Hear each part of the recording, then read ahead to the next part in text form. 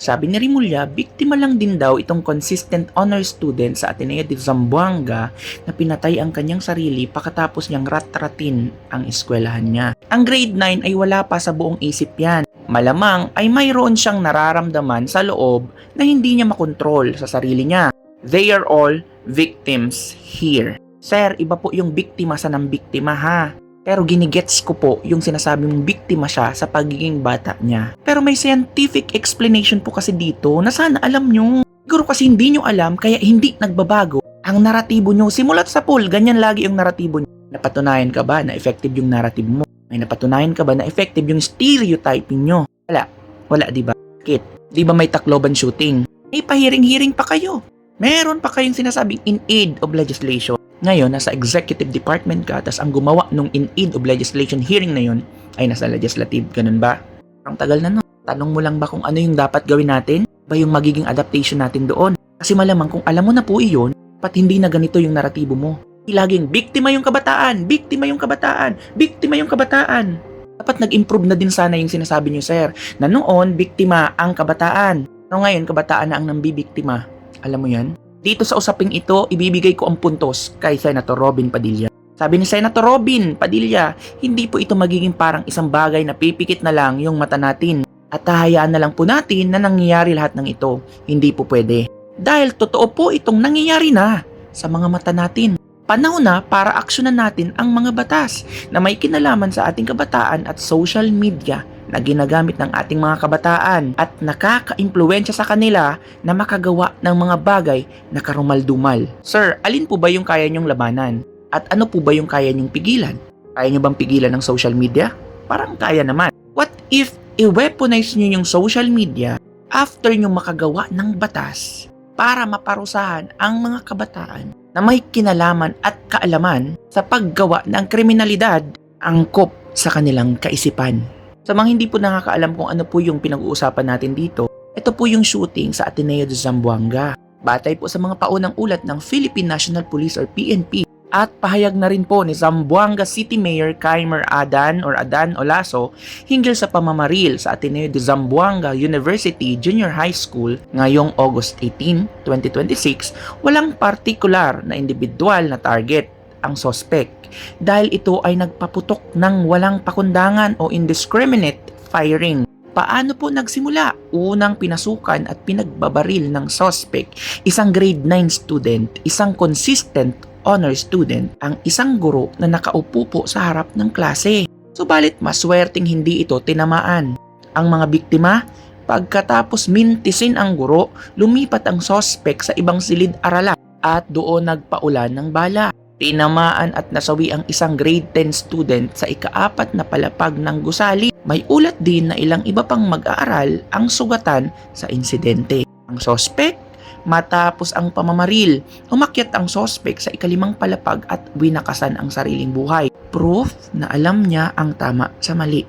Eto pa, lumabas sa pagsisiyasat na siya ay gumamit ng 2 uri ng armas at nag-live stream pa sa Facebook habang isinasagawa ang krimen. In psychology, humans are developed by heredity, environment, and personal experiences. Sir, iba po yung development ng kabataan noon sa kabataan ngayon. Nag-live stream pa siya at alam niya na mali ang nagawa o ginawa niya, kaya nga nagpakamatay siya. Patunay lamang po na he knew how to discern. Okay, magbase tayo sa scientificong paliwanag sa maturity at krimen. Hindi po linear ang brain development, Sir Rimulya. Bagamat ang prefrontal cortex or bahagi ng utak para sa pagpapasya ay karaniwang nade-develop hanggang edad 25 or 25, ang cognitive capacity o ang kakayahang malaman ang tama sa mali at bawal sa pwede ay nade-develop naman po ng mas maaga karaniwan sa edad na 11 hanggang 13. As I said earlier na ang brains natin o ang development ng tao can also be developed by environment. Sinasabi sa neuroplasticity na ang utak ay nagbabago batay sa karanasan.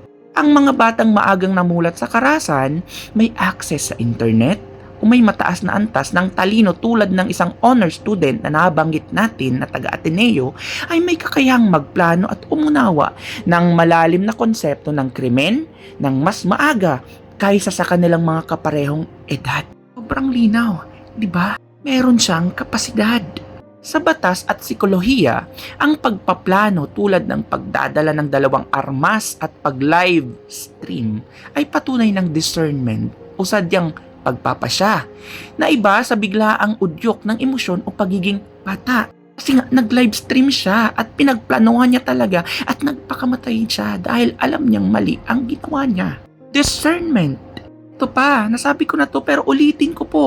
Ang ginawang pagwakas ng suspect sa sarili niyang buhay ay isang malakas na indikasyon na alam niyang may malubhang parusa.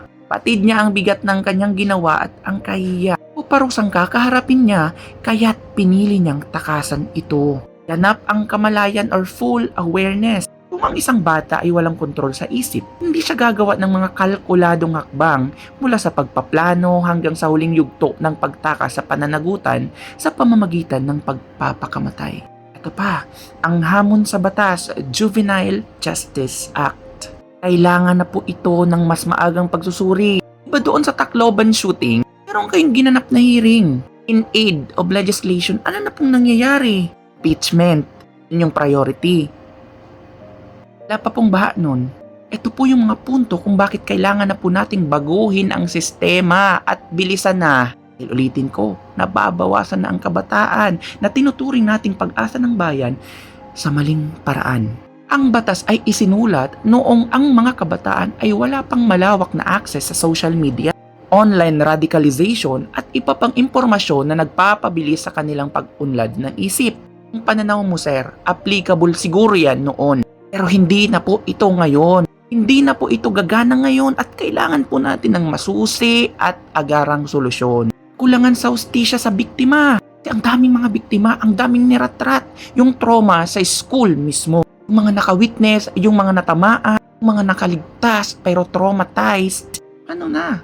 Para po ito dun sa mga suspect na nabuhay or buhay pa. Ang labis po na pagtutok sa rehabilitasyon ng natitirang buhay na suspect ay madalas na nagiiwan sa pamilya ng biktima na walang nakikitang hustisya in the future, na nagpapababa sa tiwala ng publiko sa sistema ng batas. Yan po, yung batas natin hindi na po applicable ngayon. Dapat mabago na ito sa lalong madaling panahon, as in napakadaling panahon. Sobrang kailangan po natin yung solusyon. Doon na po tayo sa pagtanggap na biktima sila dahil kabataan sila. Pero hindi pwede na ang kabataan na lagi niyong inirarason ay masishield ng batas. Lalong-lalo na kung sila yung gumagawa ng rason sa tuluyang pagbawas ng kabataan at sa buhay na sobrang daling nagwawakas. Again, ang pinaka-point po nito, simple lang. Tama na po yung hypocrisy mo, Sir John Vic Remulla. Solusyon po ang dapat dito. Intensified solution. Hindi po bukas, kundi ngayon.